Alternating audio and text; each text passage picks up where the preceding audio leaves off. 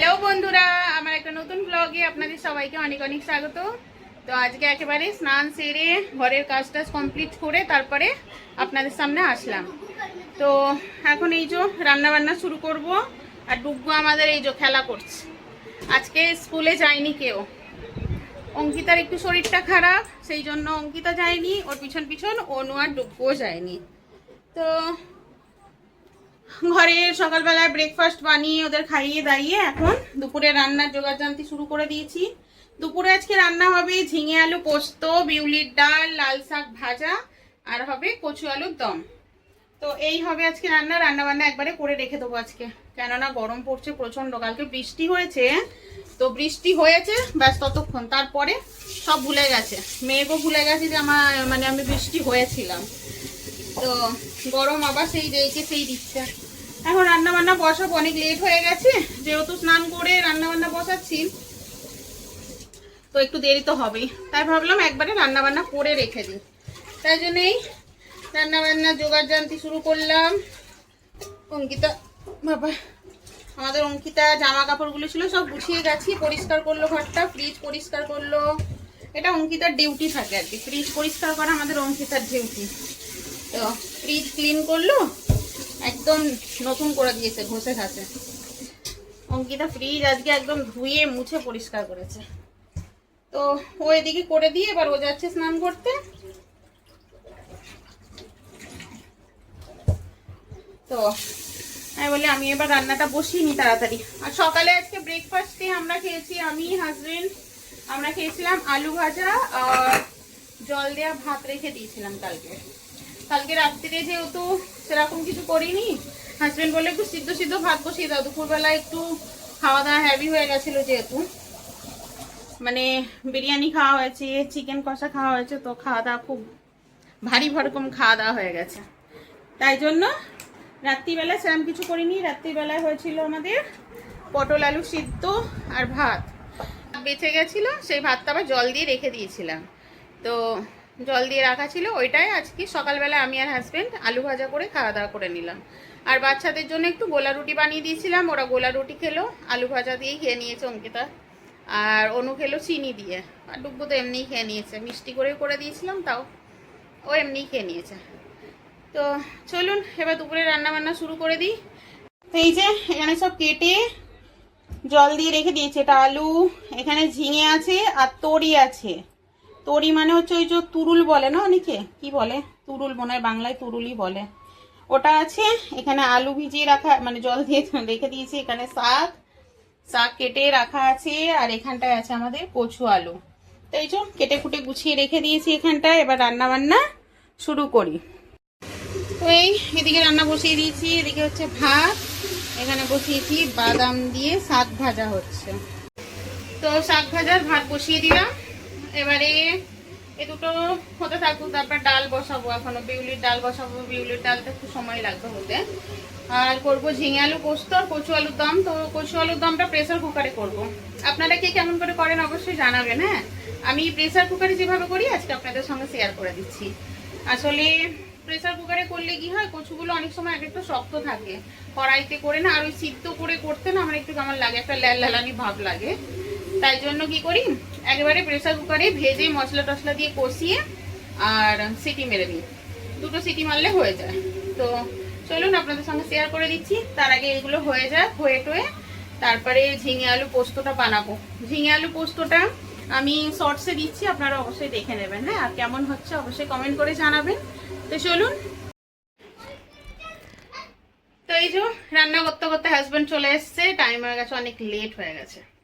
তো চলুন, আজকে আর রান্না বান্না বাকি কিছু করব না, রান্না করতাম আরো দুটো পর, কিন্তু আজকে এই দিয়েই খাওয়া দাওয়া এখন হয়ে যাবে।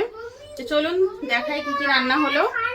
এই হলো লাল শাক ভাজা, আর এই হলো আমাদের ঝিঙে আলু পোস্ত, আর বাকি করতাম কচু আলু এই যে কেটে রাখা আছে, আর কিছু করলাম না। এদিকে আছে গরম গরম ভাত। তো যেহেতু চলে এসছে আর অনেক লেটও হয়ে গেছে, বাচ্চাদেরও খিদে পেয়ে গেছে, হাজবেন্ড বললো আর এখন কিছু করো না, বাকি কিছু করার থাকলে রাত্রে করে নিও, এখন এই দিয়েই খাওয়া দাওয়া সব সেরে নাও। তো চলুন এই দিয়ে আজকে খাওয়া দাওয়া করে নিই। তো এই যে বন্ধুরা খাওয়া দাওয়া করে ডুগ্গুকে ঘুম পাড়ালাম। এই যে ডুগ্গু দিচ্ছে ঘুম, ছেলে ঘুমিয়ে গেছে, ও ঘুমিয়ে গেছে। অঙ্কিতা হচ্ছে এখন বোর, অঙ্কিতা লেগে আছে মামা চলো লুডো খেলি। চলো আমরা একটু লুডো খেলি বসে বসে। এই যে আমি অঙ্কিতা আমরা দুজন খেলবো লুডো। অনু ঘুমা। কিউ ক্যা মুঝে নেই সোনা। ও আপনাদের সঙ্গে তো শেয়ারই করলাম না, আমার অঙ্কিতা ফ্রিজ পরিষ্কার করেছে, একবার দেখিয়ে আনি চলুন।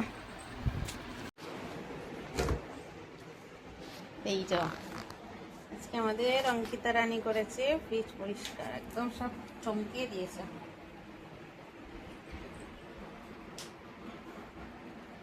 এখানে সব সাফ করে রেখে দিয়েছে।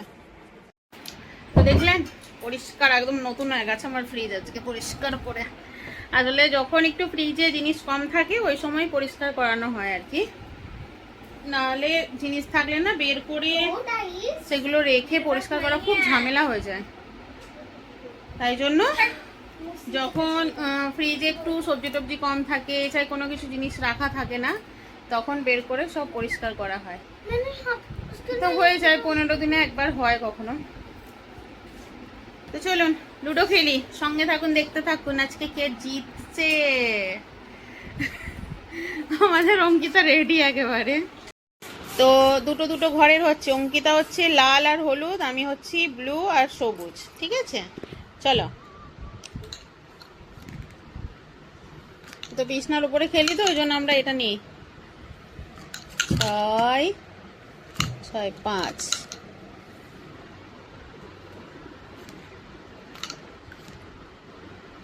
6 3 2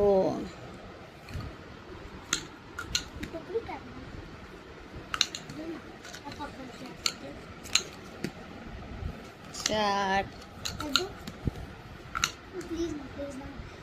তো এখানকার হয় না এরকম কোটো দেয় না, শুধু এই ডাইস গুলো দেয়। এখানে এখানে এখানে এই ডাইস গুলো দেয়, ডাইস গুলো নিয়ে হাতে করে এরকম করে খেলা হয়।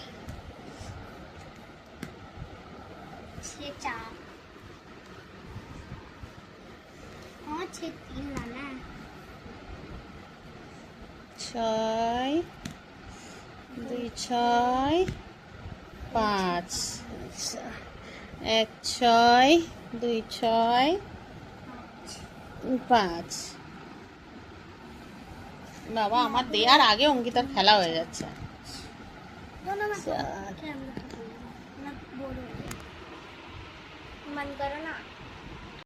তো চলুন বন্ধুরা কে জিতছি সেটা জানাচ্ছি। তো বন্ধুরা আমাদের 1 রাউন্ড খেলা হলো, 1 রাউন্ড খেলাতে অঙ্কিতা উইনার হয়েছে। বলেন উইনার হয়ে কেমন লাগলো? আচ্ছা এটা ফার্স্ট টাইম না second time? Third time. Ankita first time होलो विनर नहीं, थर्ड टाइम है ये, इस हफ्ते का तो फर्स्ट टाइम है। इस हफ्ते में तो যতদিন আমরা লুডো খেলি এই নিয়ে 3 বার হলো ও জিতছে আর কি, তাও একটা গুটিতে লাস্টে এসে কেটে দিয়েছে তাই জিতে গেল। তাই জন্য আমাকে বলছে আগে ব্লগে বলো তুমি তারপর আবার খেলবো। আমি খেলা না কি ব্লগে বলার জন্যই জিতলাম, নাহলে জিততাম না তাই বলছে। তো চলুন বন্ধুরা আজকের মতো ব্লগটা এখানেই শেষ করছি, কারণ আজকে আর আপনাদের সঙ্গে শেয়ার করার মতো সেরকম কিছু নেই। তো আবার দেখা হবে নেক্সট ব্লগে কালকে, ততক্ষণের জন্য টাটা। আর যদি ভিডিওটা ভালো লেগে থাকে লাইক কমেন্ট করতে একদম ভুলবেন না, লাইক কমেন্ট করবেন। আর আমার চ্যানেলে যদি নতুন হয়ে থাকেন চ্যানেলটাকে সাবস্ক্রাইব করে নেবেন। চলুন টাটা।